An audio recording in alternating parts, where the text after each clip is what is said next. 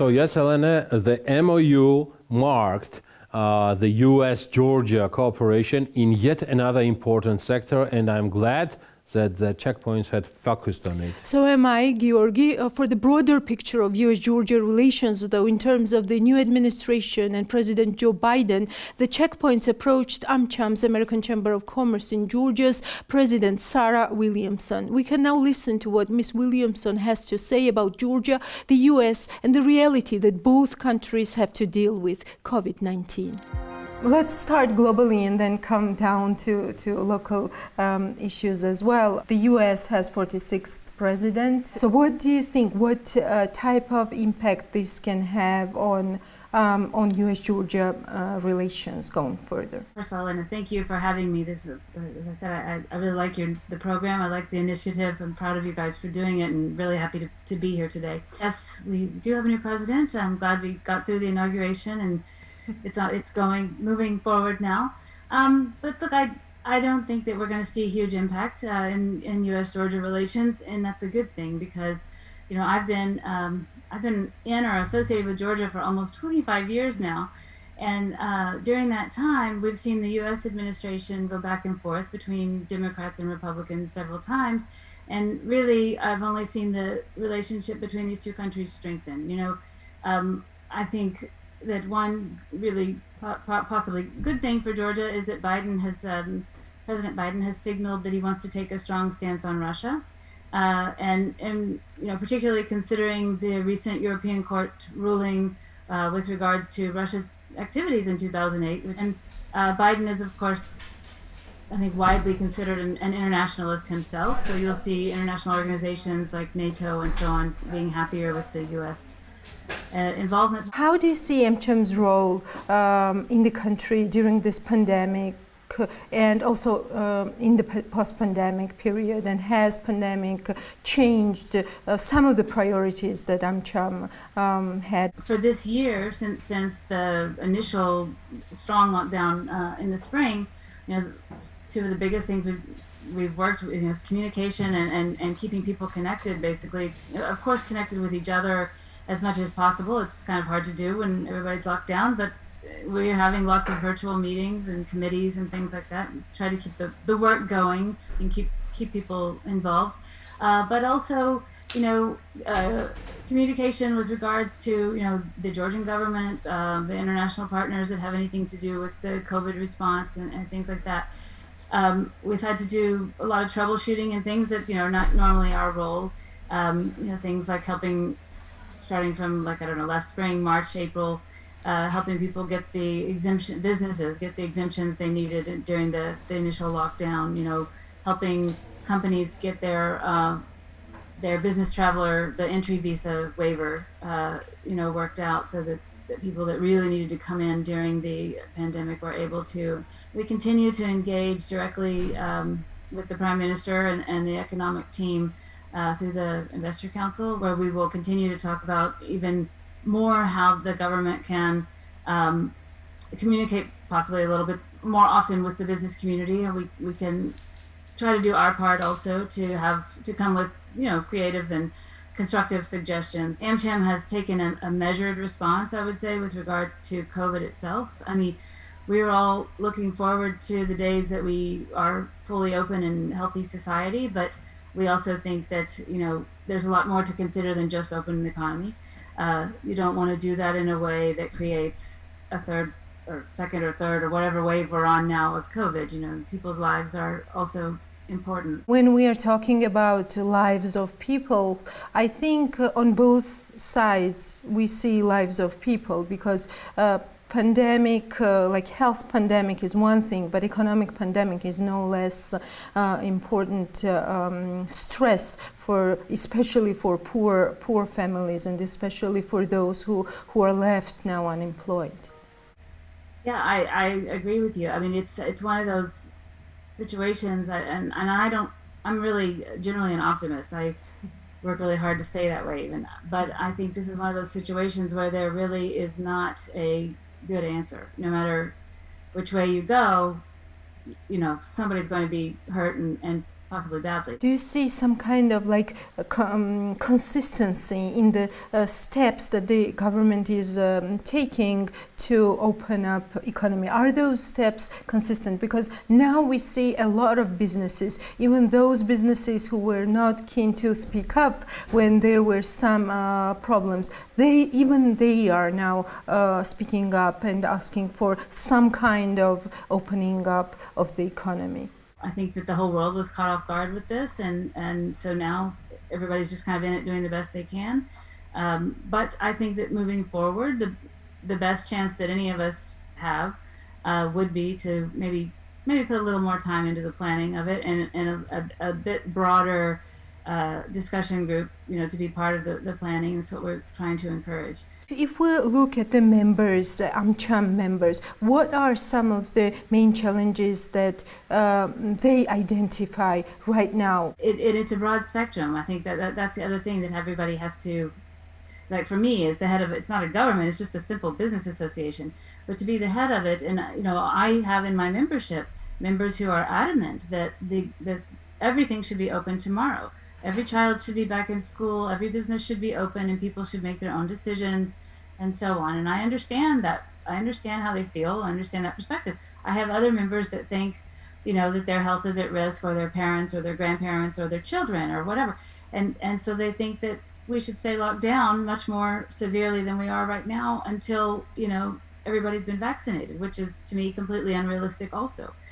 Is the communication from the health ministry recently and from NCDC about vaccination, about buying vaccines, about some plans how to vaccinate these people, like medical staff first and then risk groups and then all the rest? Has this sort of communication boosted confidence? I mean, does business see the plan there? The danger here is that we are all counting on this vaccine to sort of save us, and by save us, I mainly mean the economy. I mean, certainly for our health also, but the numbers that are being talked about, and just knowing a bit about COVAX and how that's going to work, it doesn't sound like I don't see right now exactly where enough vaccines are going to come from soon enough. And so, that's something that as AmCham, we do have our resources back in the U.S. also, and we're discussing internally, how we might. I mean, right now we have to wait. The U.S. is also in the process of trying to work out their own vaccine schedule, and what they're behind, and it's very beginning stages too. But the U.K. seems to be a bit ahead, and the U.S. will catch up. And so, we're certainly going to be pushing on our contacts, to remember what a good friend Georgia is of the United States, and possibly try to help with, getting Georgia moved up the line faster. But right now, that's just kind of a hope. And, I'll feel much better, and I think the business community will feel much better when we know that those vaccines are actually in place. Do you think that this very urgent, immediate response to COVID is kind of like not leaving room for some reforms that might need to take place? Honestly, right now, I think what's important for Georgia is, something that we've been, as you know, we've been struggling with remaining a very pro-business country, with our legislation and things like that, and yet trying to harmonize with the EU for the association agreement and the DCFTA. It's already challenging because, we're not the EU yet, and things are more difficult here, and so over-regulating is a real danger. Mm-hmm. But in a year like this, I think it's particularly important when we talk about reforms, and there's certainly reforms that are needed, but we don't need reforms that bring additional regulation or hurdles that we might have been expecting. For example, had last year and this year been normal years. I think right now it's important to sort of put a bit of even a halt on some of the regulations that maybe were supposed to come into effect this year. Dealing with COVID is the immediate focus. We all have to do our part, and we have to let the government have the space to do what they need to do while still bringing up the issues and, keeping the focus on other things that are important too. Under this new U.S. administration, do you think there is room for Georgia in the post-COVID period, of course, to resume talks about free trade agreement with the U.S.? I hope so. I've been a big advocate of that for many years. That's why my question comes to you. Thank you. Yeah, I mean, I don't know. I certainly hope so. And it's the same thing that I've been saying for years. To me, the impact in the United States is so small. I mean, the whatever Georgia could export to America is going to have absolutely no effect on the U.S. economy. But it would be a big deal for Georgia, and as a strong international partner that Georgia has always been to the United States in so many ways, I really hope that they make the right decision and start down that road. Georgia also has obligations to keep up with. We have to, continue to rise up in our free market economy and democracy and things like that. I would listen to your recommendations, what you think should be done in order for these times of uncertainty, as they call it, to bring some certainty to the business environment and to the businesses. Well, I mean, I think you already mentioned it, the vaccines. I mean, if they are able to secure, and I'm not saying they're not trying. I think everybody's trying, whatever. But we need to know that the vaccines are going to be available. The sooner the better. I think that's the main thing. Georgia has a strong support from the IFIs, the International Finance Institutions, so that we do actually seem to have the finances here to offer some protections that other similar countries aren't going to have or don't have right now.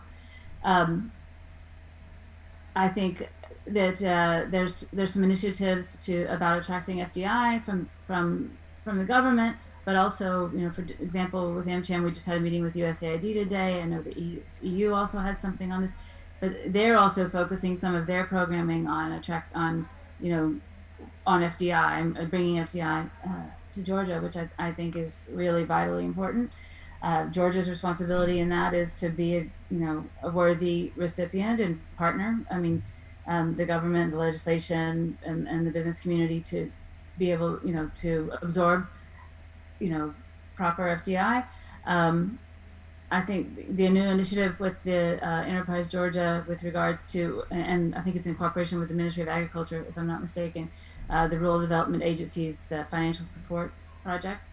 The innovation, the JITA, some of the things that they're doing out of there, those are good steps in attracting investment, and that's important.